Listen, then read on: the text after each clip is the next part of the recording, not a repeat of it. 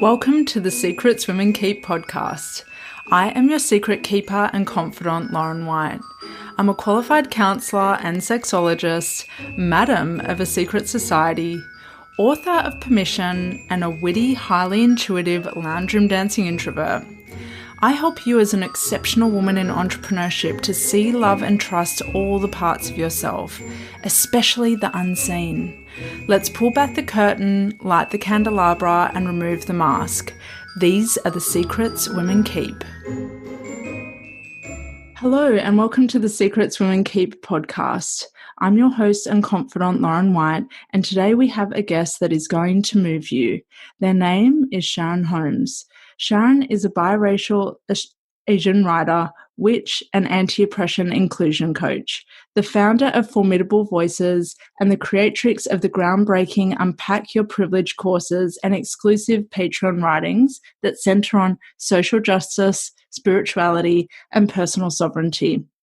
In 2020, Sharyn became the recipient of the Spirit Scholarship, a partnership between the Kind Press and the Beautiful You Coaching Academy to write their book, Becoming Gutsy and Formidable, which I personally cannot wait to get my hands on.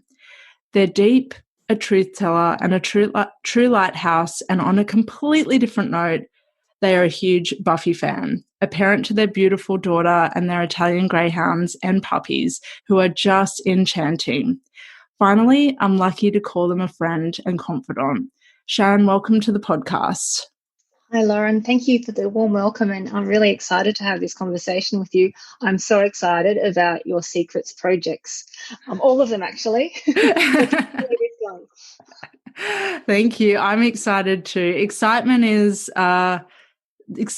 what I'm gravitating towards as much as possible right now. And on the note of excitement, I just shared with Sharyn about how when they shared the topic for today, the secrets of writing yourself to full self-expression, my whole body just rippled up and down with these goosebumps. And I sent them a photo of the goosebumps as evidence of how excited I felt about stepping into today's podcast. So, Sharyn, on the Secrets Women Keep podcast, we go deep pretty quickly. I don't see the point in small talk, particularly because of my personality profile. I'm like, I just want to get to the really good, hearty, meaty kind of conversations. And the first thing I ask my guests is about the bathroom stall moments in life. Now, I define the bathroom stall moment as one in which you're trying to hold it all together as everything feels like it's falling apart. You want to be seen and simultaneously invisible. Like there's ugly crying and snot, and you feel really intensely alone, and you're just like, what is going on, and who can I reach out to? Have you ever had a bathroom stall moment in your life? And feel free to substitute it with car or office stall or any other space that's held you in those kind of emotions. Yeah, I've had quite a few, but the one that stands out the most would have been 2016. And I just got back from a deep rest retreat because I needed a little bit of time out away from the job that I was working at the time. I was quite stressed out. I was exhibiting some trauma symptoms. I was burned out, and I was experiencing a few different physical health problems that were also affecting my mental health and well-being.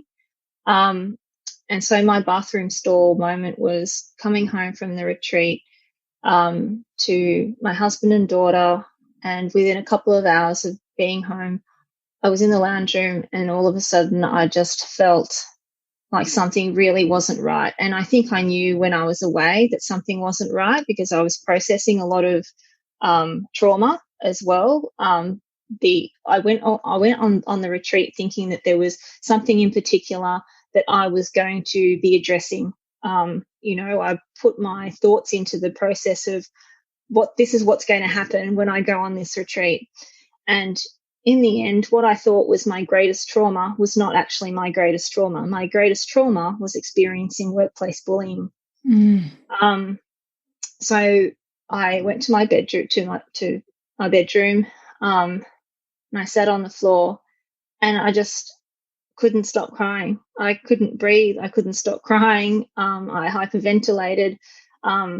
My daughter was, a bit, still in primary school at the time, came into the room asking me what was wrong, and my husband could hear what was going on. Well, he wanted to know what was going on, and I just couldn't speak. I just couldn't speak because the weight of that realization that I was in a place that caused me so much pain was just so overwhelming. And not that I can compare different types of trauma that I've personally experienced to each other, but I didn't realize how much this one had affected me. And probably I would say the reason why it sort of that was my bathroom stall moment was because I had been in a hypervigilant state for well over a year after experiencing the workplace bullying, and I stayed at that workplace because I didn't have the energy to go and look for another job. I didn't have the energy to put myself out there and to sell myself to yet another workplace where I didn't know what kind of environment it was going to be. I just didn't have it in me. People didn't understand why I was staying. Sharyn, why don't you just leave? I wish it was that easy. And it just wasn't easy. And that was the year that I turned 40. And I returned from the retreat just 2 weeks shy of my 40th birthday. The day before my 40th birthday, I had an appointment with a psychologist. And it became very clear from all the things that I'd been experiencing, all the symptoms, all the feelings, everything that was bubbling up, that this wasn't just some, little sensitivity of mine. It wasn't just me being sensitive. I had developed a real problem that was having a huge impact on me and my love of life and my quality of life. I would spend entire weekends in bed, couldn't jump on the trampoline with my daughter, couldn't play, couldn't do stuff. And this went on and on and on for obviously a very long time, like long enough before I cracked. And so the day before I turned 40, it was pretty much, you do. You have a disorder, you have post-traumatic stress disorder from this experience that you didn't talk about, that you didn't it actually got sort of was brought up again because of a few workplace things that happened shortly before I went on retreat. And that's how I spent the last day of my 30s, with a diagnosis and extraordinarily upset. But I also felt relief that, excuse me, that I wasn't imagining things, that this wasn't all in my head, that I was not going to be gaslit anymore and I wasn't going to gaslight myself anymore.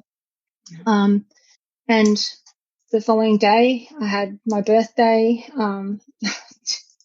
Didn't really enjoy it very much, had a cry in the toilet stall at work.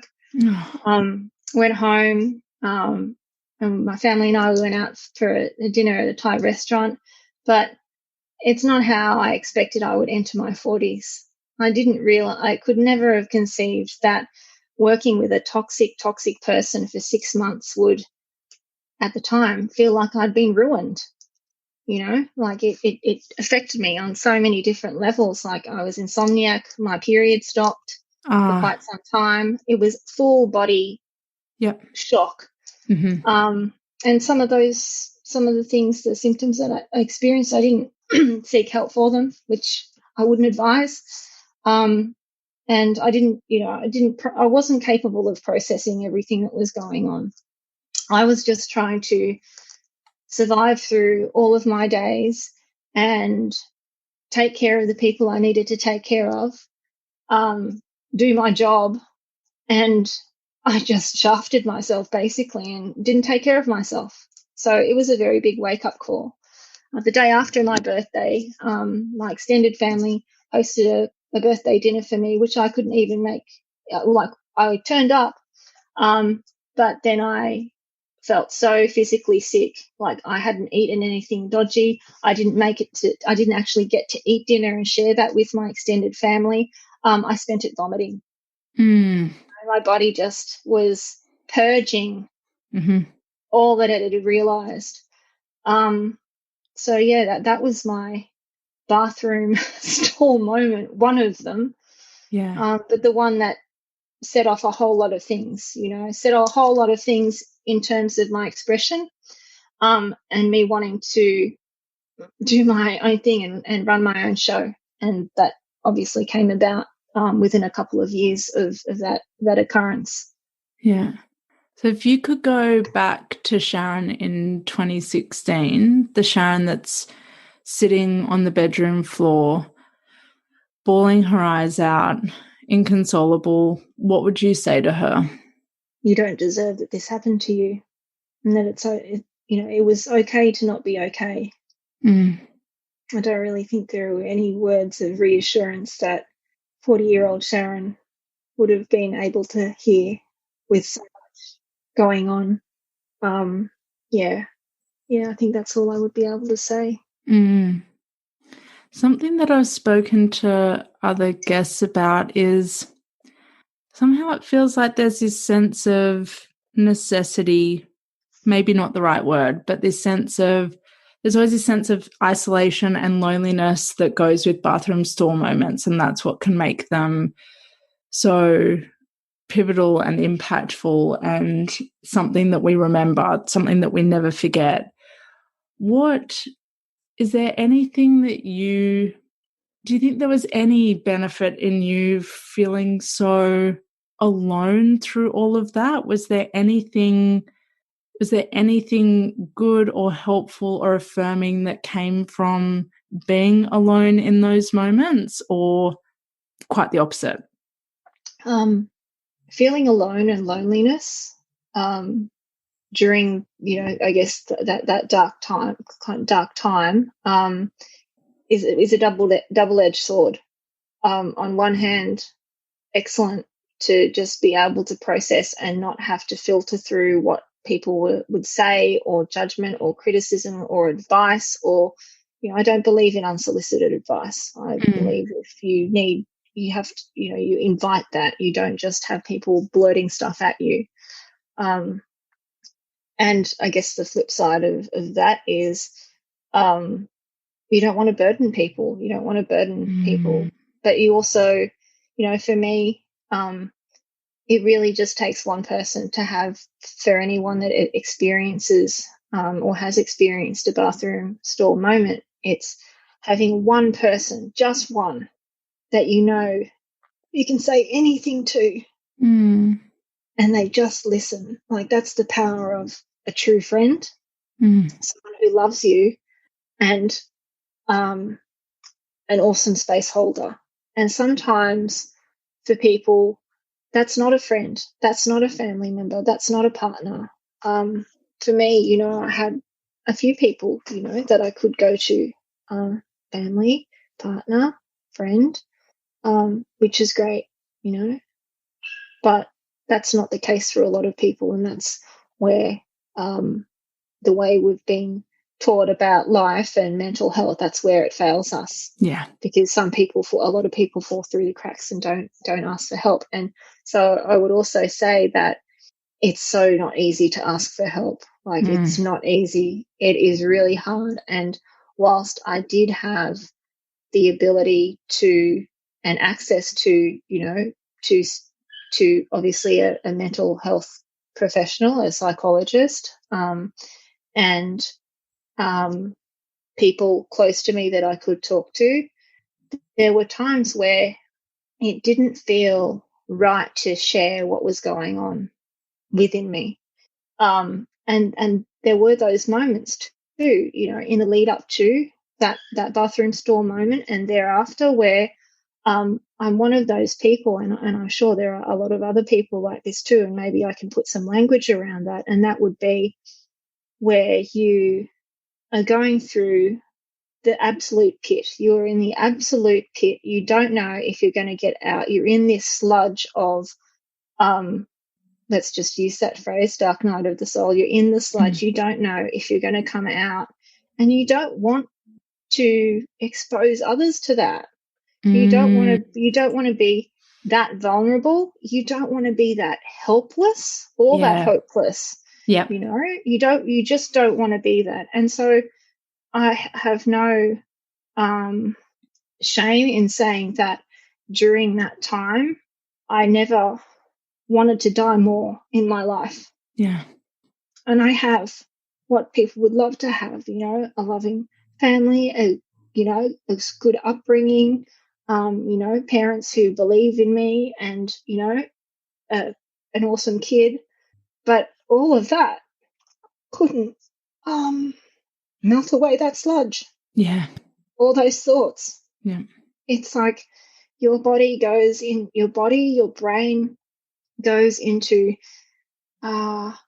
fly, freeze, faint mode, all of them sometimes at once. So you're sort of torn and pulled in all of these different directions with the way that you respond to trauma. And it's like there's a switch that's autopilot and it's not going to a good place. And you don't have control over that. That's what it felt like.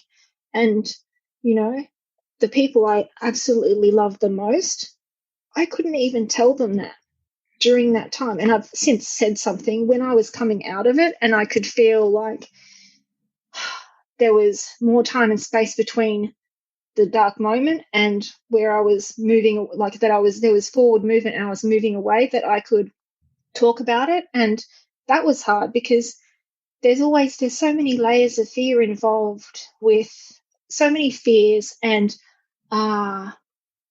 unwarranted beliefs that go into whether you share something with someone or not. There's I think a lot about how, and this is a little bit of a tangent, how women used to be diagnosed with hysteria, and they would be committed to an asylum, or they would have their children taken away. And the stigma that still exists when it comes to mental health is still prominent. You feel that people are going to think you're unprofessional, you can't handle shit, you can't handle life, you can't handle work, you're just a big mess. So there's all of these like automatic things that pop up, like conditioning. You're so conditioned by society and the environments that you work in. And if you work in a workplace that does all the talking about well-being and stuff, but then doesn't provide support, or just like gaslights you, then of course it's going to be so much harder to come out of the pit. It was scary, just to actually say to the people that I love the most, some months after those thoughts were going through my head, and the processing of all that, and when I knew that, when I got to a point where all of that ideation was in my very recent past, I was actually then able to say, I didn't want you to worry about me. Yeah. But this is how I was feeling. And I think now, how many times have people been in that suicidal ideation and not had the opportunity sometime later to say, I went through that? How many people didn't survive through that? Yeah. And that's hard. So we have to normalize, we really do have to normalize the conversation around mental health and mental well-being, and the environments and places that we commune in, that instigate these problems to rise, for these problems to occur. There's a lot there, obviously, that needs to change in order for that to happen. Because, without practice, what we're hearing and what we're witnessing are just words. Yeah, they're just lip service. Policy, yeah. Policies, guidelines, they're wonderful. How about reinforcing them? Yeah. I mean, so I had there was denial of the extent of the issue in my situation.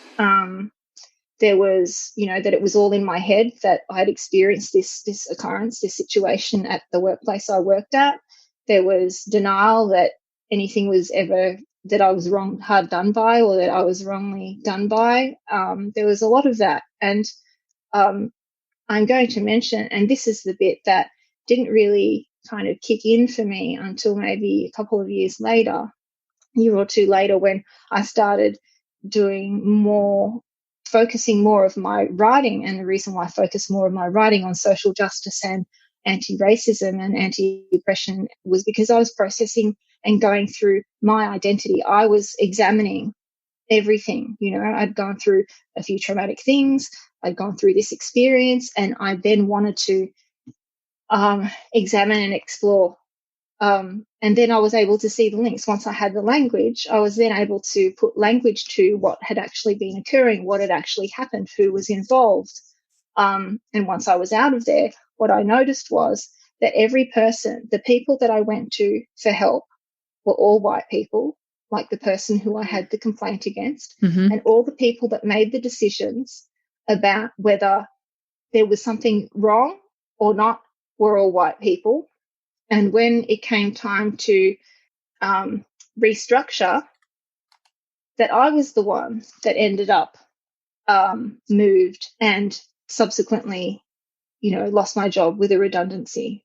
So it's really interesting when you can look back, 3 years on and see all of the pieces and who played what part and what the identities of all of those people are. So obviously with the research I've done with regard to anti-racism and anti-oppression, the many layers of oppression that people who have marginalised identities experience, I could see really clearly and understand completely exactly what happened on reflection. And absolutely, I would say there was a combination of conscious and unconscious behaviours that took place with regard to how that situation was handled. Absolutely.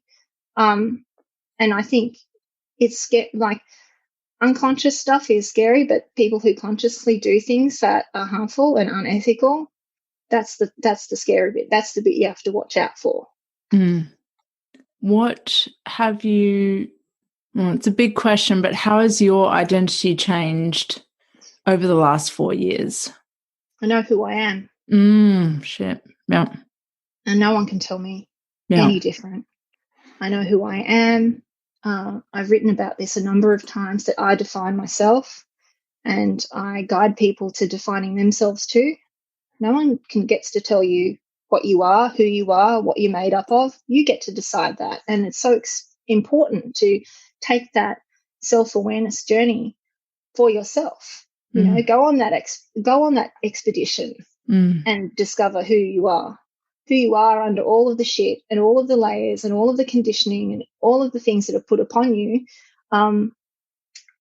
under all of the many systems of oppression and all the conditioning that you've received, because you are just, you would be described in a particular way because of how you look, or what gender people assume you are, or what sexual orientation people assume you are, all of those many layers, or all of the invisible things that people don't get to know unless they know us, invisible illness, chronic illness, invisible disability, all of those things that people just don't care very much about,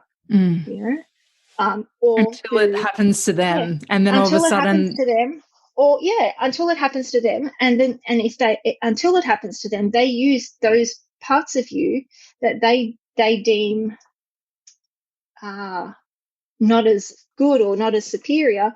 They use those things against you.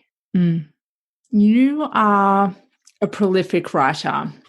I remember you sharing with me at one point that, was it that you'd written 1 million words in 1 year when you had some sort of like scribe counter or something? I use Grammarly app just just for a type that, obviously it just gives you suggestions, and then you can just modify what it is that you want. And I've been using that app for maybe, I think it's coming up to 3 years now. Yeah, it's coming up to 3 years, and I actually just got a reminder of how many words it has checked for me over the last 3 years. It's over 3 million words. Oh my God. Sharyn is a prolific writer. Your Instagram at one point had over 5,000 posts. That's right. Most of which over-delivered in terms of teaching so that your followers could ask themselves the hard questions. As much as you write online, your biggest secret dream for a long time was to write a book. And now that you've secured your scholarship, which is absolutely phenomenal, what makes you feel ready to write that book now? A few things dropped in for me, actually, early last year. So I'll tell you a little bit about how this book came about, because I initially had a very different book in mind around the time of all of that stuff happening a few years back. So I had a very different book in mind. And what happened was I was looking at writing a memoir, and it felt like I felt like such a fledgling that I was going to try and lift these little baby wings to write a book. But what ended up happening was I didn't know how I was going to tell my story without talking about trauma. And I didn't know how I was going to navigate sharing my stories with regard to experience or surviving, to overcoming trauma and recovering from trauma without re-triggering myself. And so I stopped. So at that time, I'd had written almost 40,000 words that I had, pulled from all the different places I'd written, from social media stuff where I would do, micro blogs or when I had a blog, and then the writing that I sort of did as well. And I had a whole structure of what I thought that book would look like. I had spoken to a writing coach at the time. We had a 3-part structure to what the book was going to include. Like, I did a whole bunch of research on, because I really want it, because music has been such a healing art to me. I love the poetry of songwriters, and I love lots of different types of music that span different genres and numerous decades. And so I wanted to use a song title for every chapter. I think I will still weave music in some way into this book, but that's where it began. And then when I got to the point where I was like, I don't know how to tell these hard stories, I stopped. And I just knew that I needed to do some more learning. I needed to understand trauma better. So I did some studies in holistic counselling to understand trauma better. I took copious notes every time trauma came up. I wrote notes about trauma, but the one type of trauma that was not included in that training was racial trauma. And that is the trauma I was trying to heal.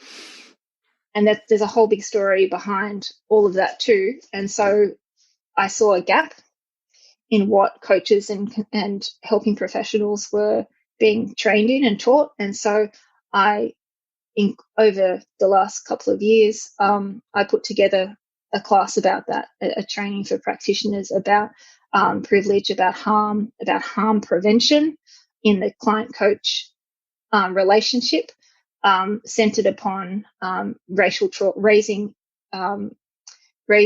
awareness about racial trauma in that client-coach relationship, because that's a sacred relationship. As the coach, you have a coach or helping professional therapist, you have a lot of power in that relationship. Yeah.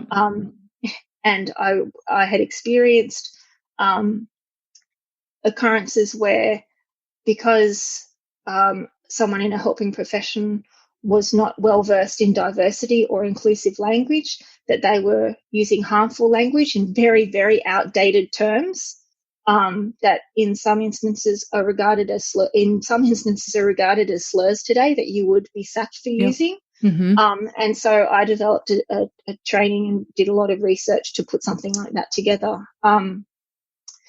And last year I did a lot of writing and a lot of inner work, a lot of processing, like really looking at everything that I'd created, all of the classes, all of the workshops, and I started to formulate and put together a framework. I was getting a real understanding of these just aren't classes. You know, there's so much more to what they are. And so I put together my framework together, Unpack Your Privilege to Formidable Business and Inclusion, which is a mouthful and it needs a much shorter name.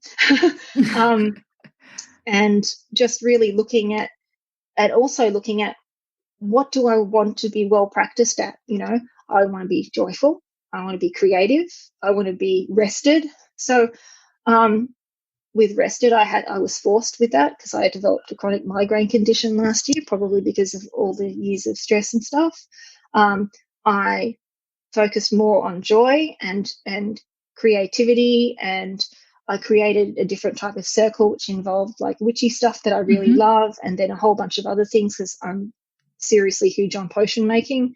And I just practiced the things I really enjoyed, and I found a lot of joy in that. And so it just dropped last year that I knew what book I was going to write. That once the framework for Unpack Your Privilege to Formidable Business and Inclusion dropped, I then realized what my book was going to be about, even though that's like a portion of what, like maybe a chapter or two where I talk about that, but the whole idea dropped. And I want to share with you, where is it? I've got a little note. I wrote myself a note on the 8th of February last year, not quite knowing what was going to happen because, you know, we all know that everything went tits up around this time last year. And so this note I wrote to myself, like a year ago. And the note starts with, "It is 1 year from now, and I am." And so I'm not going to share everything. And this was before the framework dropped in. So it just goes to show, you know, how things can just, when there is an opportunity, just how motivated you can then end up being. And I wrote, I know there's a big lead up to this. It's not that big a deal. My book will be published this year, is what I wrote would happen in 2021. Yeah.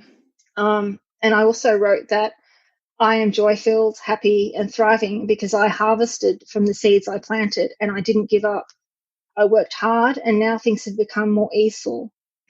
So and I found that note about a month ago and I was like, I want to open it now, but I actually waited until it was the 8th. Yeah. Because, you know, when you're working from home in general, but because most people, like so many people I know all around the world are working from home, it's like, what day of the week is it? What's the date today? I didn't know. And so I kept checking, is it time yet? Is it time yet? And so I ended up opening up my note and going, so that's what I wrote then. And when it came to winning the scholarship to publish my book, there was about, I think, a 5 or 6 week window from the date it was announced to submission. And I knew for, you know, most of those weeks that I wanted to do my submission. Yeah. And I did do my submission, and it was 15 minutes before submissions closed that I put mine in. So my nothing like a deadline. You know, I used to, when I was much younger, I used to work in advertising and magazine publishing, and, you know, things had to be ready. Everything had to be ready for printing, or everything had to be ready for, you know, sending all the magazines and whatever out from from the subscription or the distributor. I can't remember the exact words.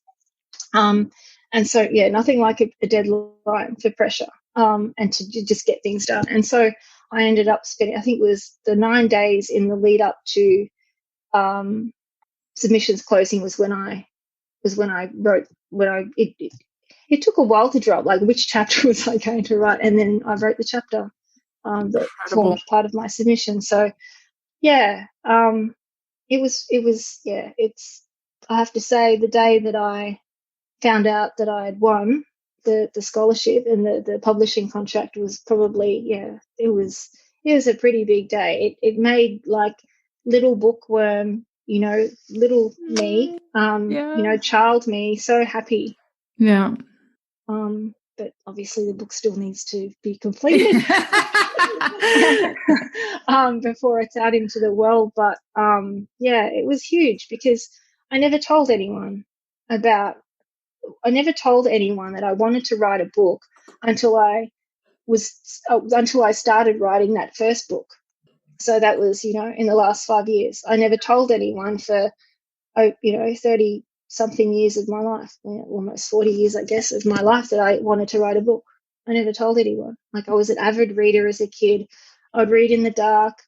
I remember when I was growing up, until about the age of 9, we lived in a 2-bedroom ground floor flat, and because it was like the 80s, I had these bright orange curtains that weren't solid cotton. They were kind of like woven, so there was holes in them, and so the light that would come in the morning was this kind of orangey glow.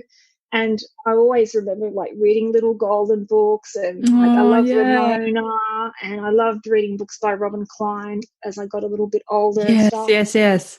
But I still remember that orange curtain and the way the light looked. And I didn't end up wearing glasses until I was 9.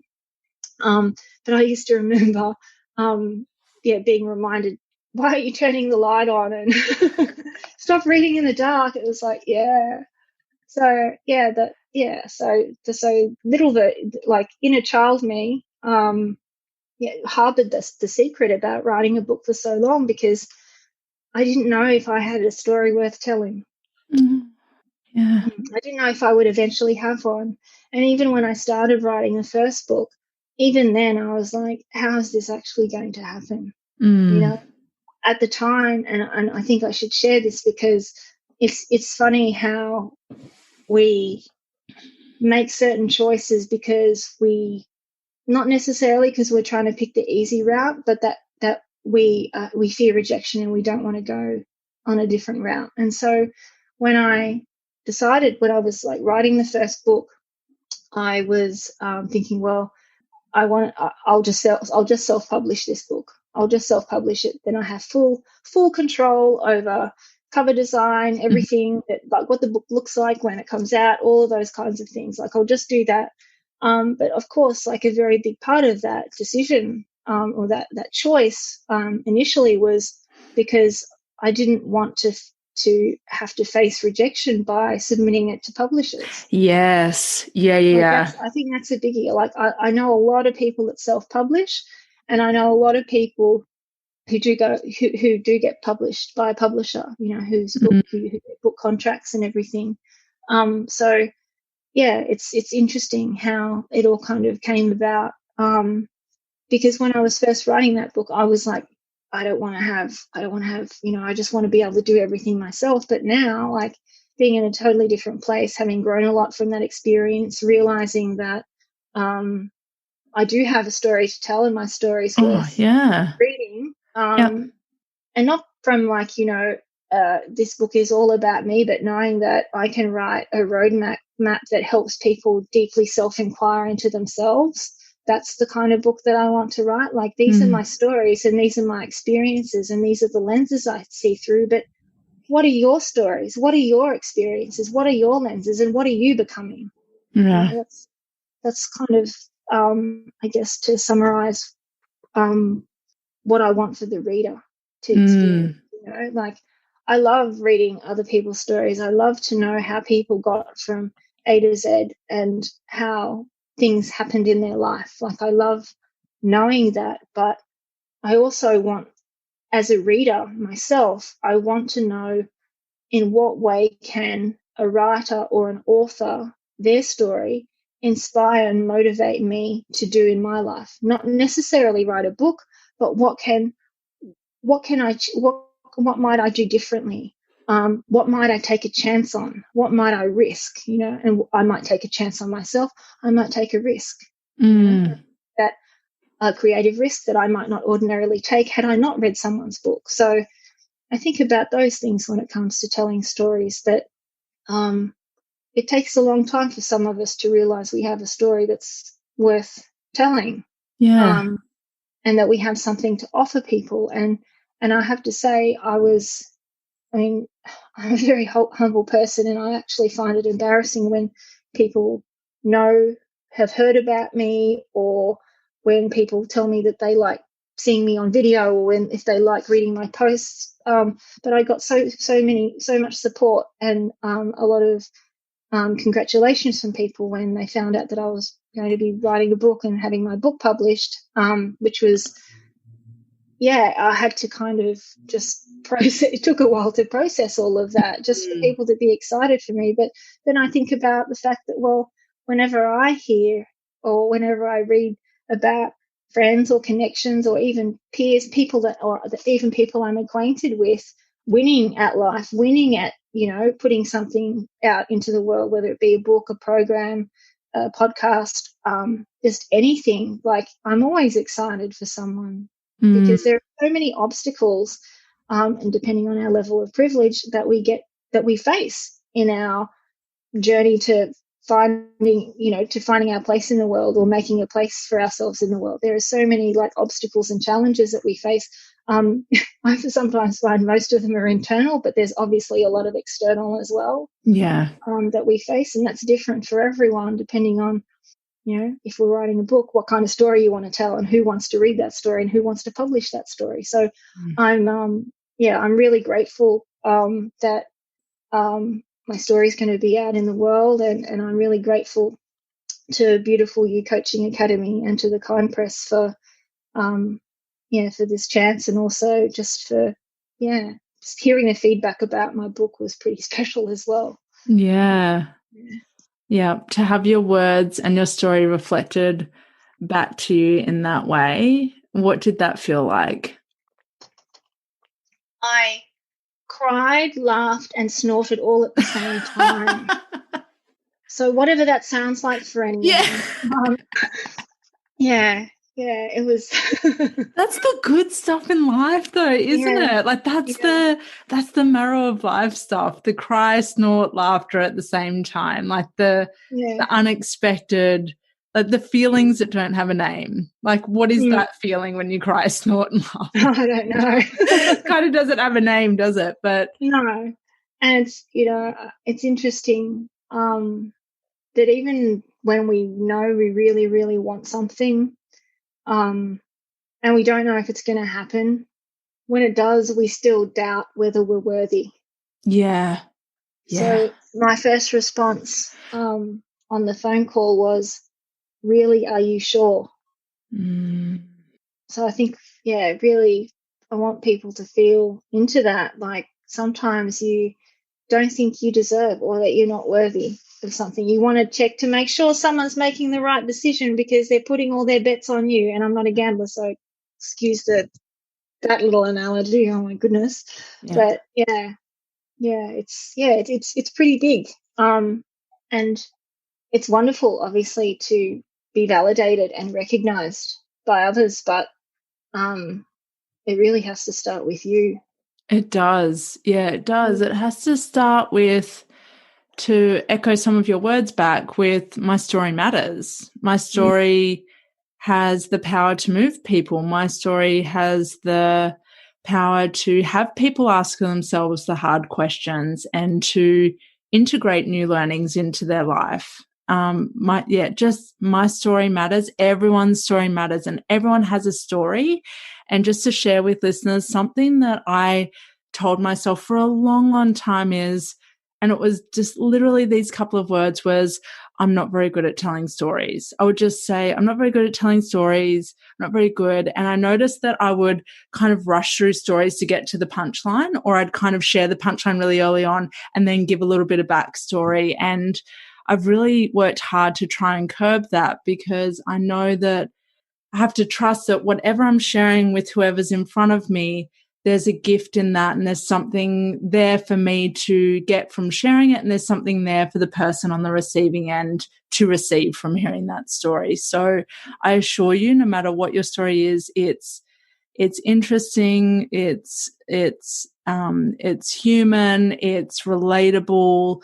Everyone has a story inside of them. And that's part of the undercurrent of this podcast, is to share those stories. Yeah. And you can share your story anywhere. We're fortunate that there is access to, you can start your own platform, you can start your own blog, you can start your own vlog, you can tell your stories in so many different ways, and you don't have to have all the equipment. You can just, if you've got access to internet, laptop, phone, you can do those things. And it doesn't have to be edited, polished. You don't have to have studio lighting if you're doing a video. You can still tell your story, and it's still valid even if you don't have all of the equipment. Yeah. Because it's all that other stuff is great. It doesn't necessarily make you more professional or more worthy of telling a story. It's window dressing. If you're telling a story, your story is your story, and that's the thing that people will focus on, hopefully, and not like the dust on your blinds or like the fact that there's 2 different types of light in your room or any of that stuff, Yeah, it's all superficial. When you've got something that really captivates, and trust me, everyone has this, then all of that, like you said, all of those window dressings fall away, and they can just become a mask for putting off telling your story. They can just be oh, well, I don't have this polished thing and I don't have that.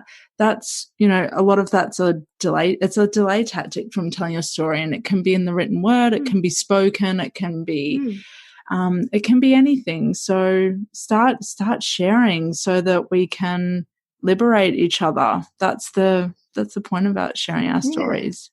Yeah, and we're human. We love gossip. We love, knowing what's going on with people and finding out, the juicy stuff. Doesn't even have to be juicy. Like sometimes, particularly given the time in the world that we're living in right now, sometimes the stories that you think are minor or mundane are actually helping people get through their day. Like I've been watching YouTube videos where someone is talking about writing and they're like cleaning the house at the same time. So I can actually see them doing the cleaning, they're processing, they're talking and stuff. But yeah, with the isolation that people are experiencing, there is like magic in the mundane. And talking about, not everyone can write their story. Some people are better at speaking that story and telling a story that way, because sometimes the bounds of the page, the page border on the screen are quite limiting for some people to be able to express what they want, and also for some people, using their voice is a way to process and get their story out. And sometimes when I think about, I've experienced lots of different types of healing, but you can use your voice as a sound healing by not only for others, but in getting to express your story, being able to process. So some people can write, but then some people write how they speak, and some people do. Everyone does it differently. Most of the time, I think I write how I speak, maybe without all the maybes, ums, and ahs, and so on. But, but yeah, I think because if I'm talking and speaking and sharing a story, then there's going to be lots of tangents that wouldn't translate on the page. It just like fine for a transcript, but maybe not for a story or an article or a post or anything like that. So, to be able to find your voice and you don't even have to have an audience. That's the thing. You can just write for you. And I think that's the main thing, whatever it is that you need to process, whatever it is that you need to get down or speak up on, just do that. And so long as you are being, truthful and in your truth, then it doesn't matter if people are listening or not, because you're also getting that experience of being able to process and reflect and contemplate and then move through any emotions or experiences that are coming up or arising or that you're remembering. Yeah, it's powerful stuff. You can just start with an Instagram profile or a Facebook profile. You don't need anything that costs anything, and it can make massive shifts for you and for anyone reading. It could just be one person, and that's the power of that speaking out. Now, Sharyn, I wanted to ask you, fullest expression and fully expressed are kind of hot terms right now. I see them around the place. I catch myself saying them.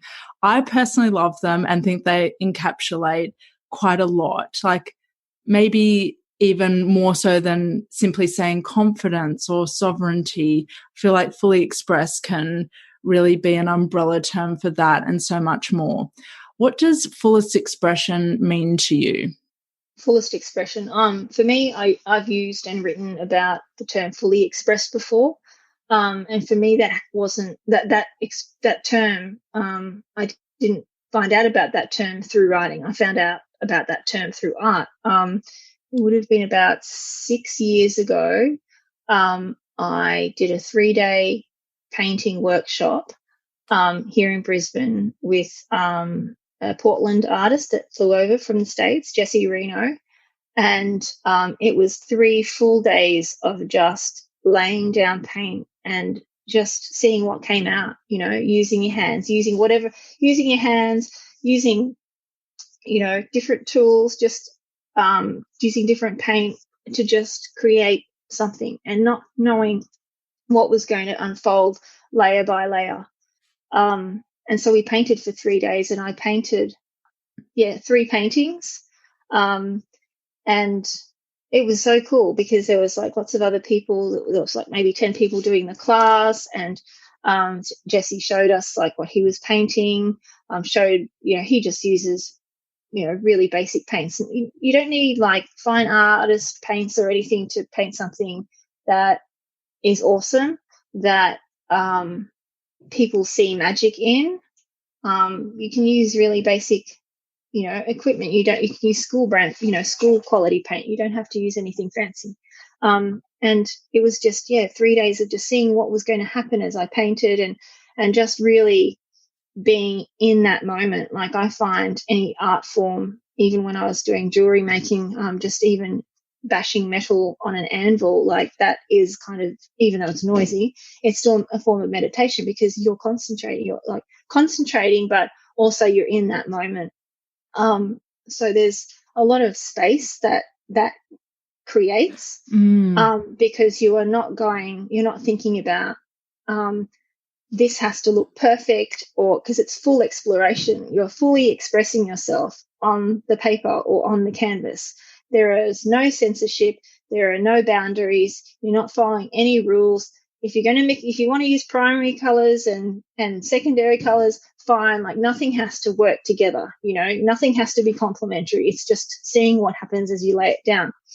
And at the end of the workshop, just Jesse went round to everyone and just asked them how they found, painting, and what they enjoyed and all that kind of stuff. And, offer a few words to each of us. And he said of my paintings that to him they felt fully expressed. Like, I'd put whatever I wanted into them. And so for me, because that was like, I was already writing on my blog for a few years by that time.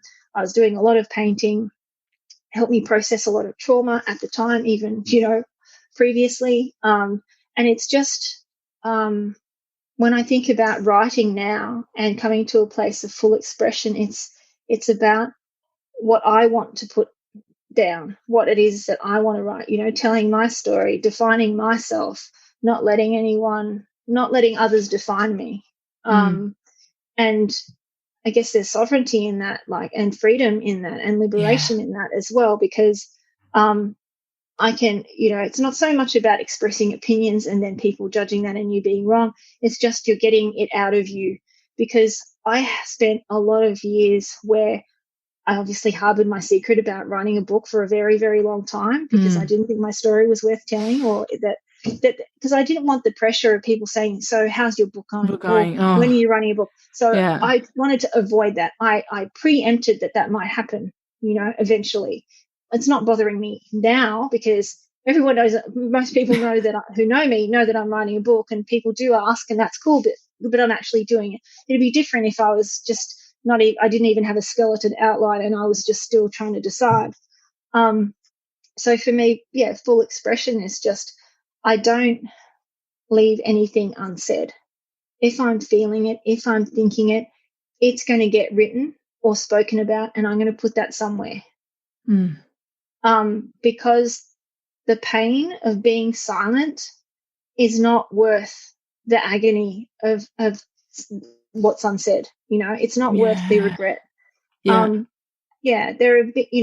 it doesn't even have to be about writing or storytelling. There have been times that people have had in their lives where they wish they just said something. They wish they, concluded or resolved something. They wish they just said something, or, and they never got the chance.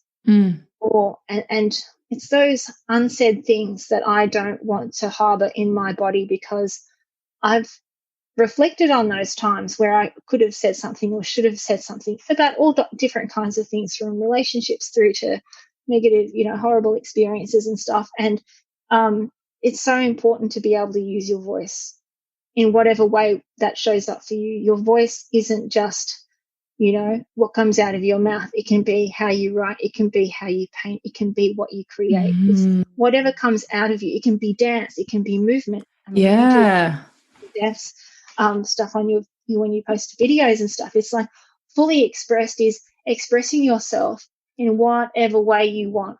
No limits, unless you get tired and you have to have a nap. But no limits. Yeah. Thank you. I really, what you said really resonates, and I feel like whatever preconceived ideas I had of what fullest expression is, I feel like you've fleshed them out a little bit more, particularly through your story, actually, of you generating those paintings over the 3 days and really just giving yourself permission to allow whatever wants to come through, to not have, what I heard from that was that you didn't have an agenda. No agenda. It was like, this is not going to, who knows what it's going to, I've tried to do still life painting and they're never going to look like the still life, because I don't paint like I took a photograph. Like, things are out of proportion. Whereas, and that's the thing that I most love with experimental, intuitive, and abstract art, is it can still have form without being about objects or portraits of people. It can still have, meaning. And yeah, it's interesting when I look at the paint, like I have one of the paintings in this room that I painted on that weekend, and it's still like, it probably is going to forever be my favorite painting that I've ever painted because I can see all the layers, you can see the very first layer in some parts of it. You can see that I've used my fingers. There's like fingerprints. You can see my fingerprints. It's beautiful. It's just, you can see that someone was there, someone did that. And there's multiple layers. And I guess that's, also all the many layers that we have as humans too. It's symbolic. There's a lot more. There's a lot more to us than just what we say in our bio, what we post on social media, where that one image, one photo of us that we've put up there. We are made of multiple moments of strength and joy and play and art and loss. We're made up of so many different layers. And so fully expressed also to me is, we don't reduce ourselves, we expand ourselves. We don't ever that's like the freedom of art. And I think coming from that place, I would encourage anyone who's never painted, thinks they're not an artist, like the freedom that comes with just throwing down paint is just really awesome. Like there's just, you don't have anything to prove. You're not trying to get your painting in the gallery. And if you are, awesome, try, do it. But yeah, there's just, I think, a different layer of learning in that comes to you through painting, that you can then use that liberation in other things. And I think that for me has been, art, I am still drawn to art. Every time I'm feeling low, I'm still drawn to art, looking at other people's art, doing my own art still. It doesn't have to be complicated or anything like that. It's just, it's really grounding as well. If you're feeling wonky and wobbly, it brings you, sometimes people find that they can't sit still or concentrate with meditation. Meditation does not have to be about sitting down or lying down with your eyes closed. It can be awake movement. It can be dance. It can be whatever it is that you want. It can be a combination of paint and dance. If I had room, I would do both.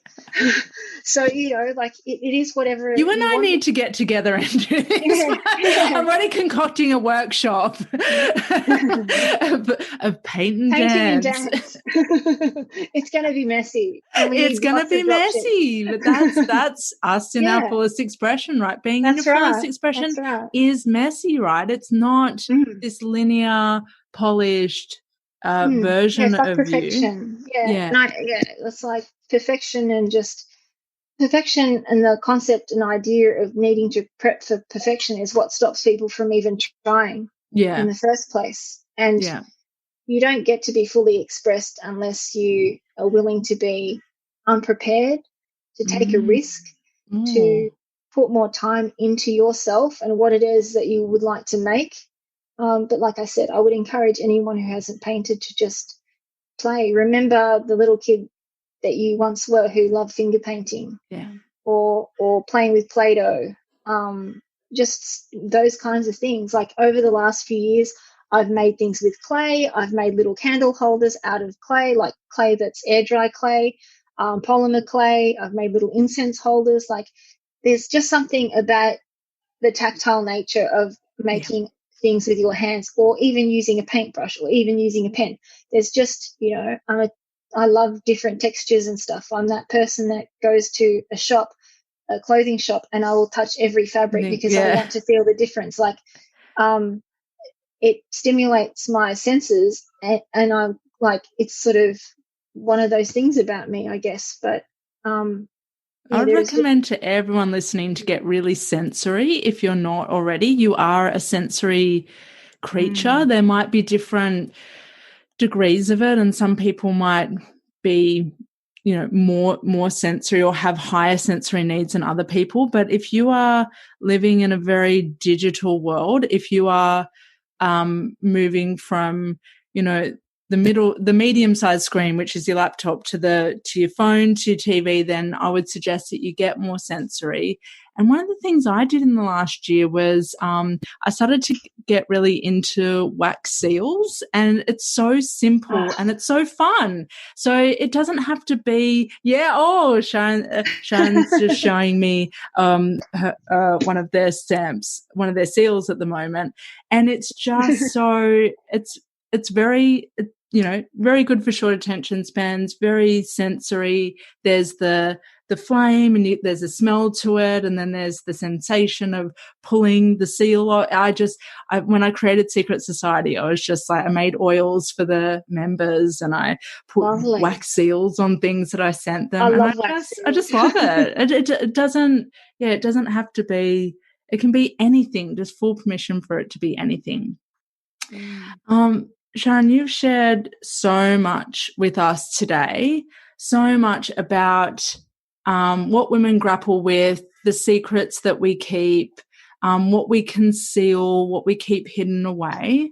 I'm just wondering, I normally ask about what you would like women or people who identify as women struggling with being their fullest selves to know, but I feel like you've just answered all of that intuitively and instinctively in your last response. So I'm wondering if I can ask you some quick shoot questions to finish up. These are just whatever your first answer that comes through to you, if you can just share it with myself and the listeners today. Are you ready for that? Oh, let's do it. Yeah. Okay. What's your favorite sensation? Oh, goodness. And I haven't been in the ocean for a while, but when you first get into the ocean and you're bracing yourself, like, it's hot, it's summer or springtime, because you can swim a lot, many months of the year here in Australia. But when you first get in and it's like that cold, giggly, bracing feeling, and then once you get in and it's just, it's because it's multiple sensations. It's the chill, it's the movement of the water. It's then when you get comfortable, and then it's when you float or swim, and you just, you're just in it. Yes, I could feel it when you said brace yourself, and I could feel the inhalation and then that sense of relief when you're immersed and you're like, it's so fresh. I feel so good. I feel alive. Yeah, totally. It's the freshness. It's the freshness. Yeah. What's your favorite secret place? I guess it's not really a secret. There's a reservoir that's down the road from here at Enoggera, the Enoggera Reservoir. I quite like that. There's like a couple of kilometres walking track, and you can swim in there. And yeah, it's just like it's nice and peaceful as well. Lots of trees and water together. I'm right with you on that one. I love Enoggera Reservoir. If any Brisbane residents listening or anyone comes to visit, it is a really beautiful, magical place. What's one secret talent you possess? I tell so many stories. I sometimes wonder what's the secret anymore. Or maybe just not widely known. I'm not sure, actually. Probably something to do with cooking, because I do like to cook. I didn't know that about you. Yeah, I like to cook, and whilst I sometimes use recipes, mostly I'm an intuitive cook, so I just put in what I think. I don't measure stuff. Like if I'm using herbs and spices, I just put in what takes my fancy, that kind of thing. Yeah, and I really love slow cooking foods on stoves or in the oven, and then just the whole prep to finish process.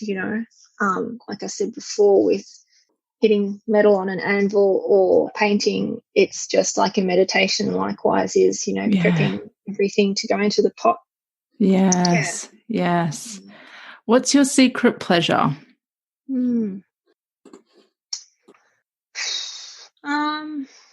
I really like my solitude. I like spending time alone. I need that. Yeah. I mean, even though isolation, and being physically distant from a lot of people, I really like the space and the quiet when no one's home, or if I go someplace on my own.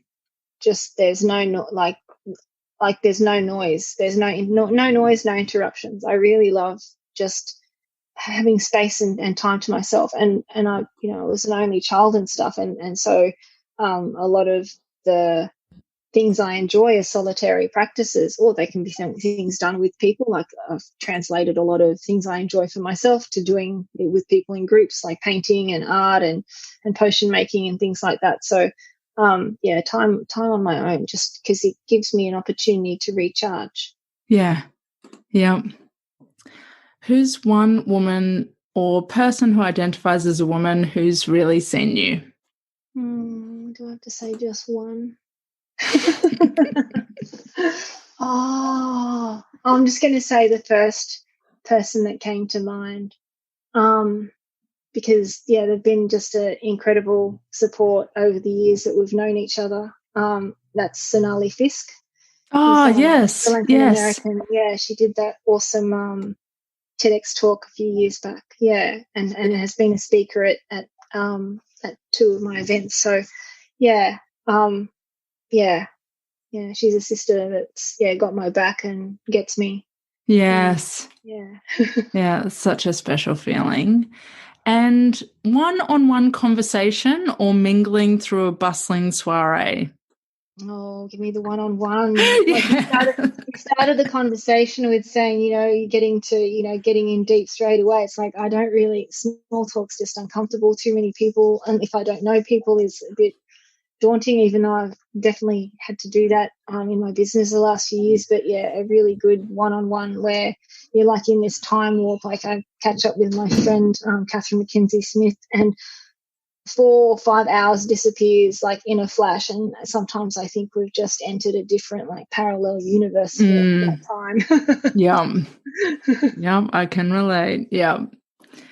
Sharyn, thank you so much for being on the podcast today. I have been really moved by the sharing of your stories, and what I've taken away is the importance of sharing your story. I'm kind of going to marry a couple of things that you said, if that's okay. It's the importance of sharing your story and being fully expressed as you share your story, and that can be a combination of things. That doesn't have to be one thing. It can be however you want however you feel most exploratory and most liberated expressing it, and have no agenda with it, to just release it. No expectation. Yeah. No, powerful stuff. Where can you please share with listeners where we can find you online? Yeah, my website's at the moment is gutsygirl.com.au. That's going to be updated soon. You can find me on Instagram, Sharyn A. Holmes, and I use that name on Twitter as well. They're probably the 3 best places to find me. I am on Facebook as well. Yeah. And please give Sharyn a follow or sign up to her Patreon account. They are just so generous in what they share. And I know that accessing Sharyn's work, mainly through Unpack Your Privilege, has just been such a game changer and so enlightening, and one of the best investments that you'll ever make. I hope this episode has contributed to your understanding of your secret self. If you enjoyed it, please share it on Instagram and tag me so more women can feel seen and understood. And if you never want to miss an episode, then subscribe now and you won't miss a whisper.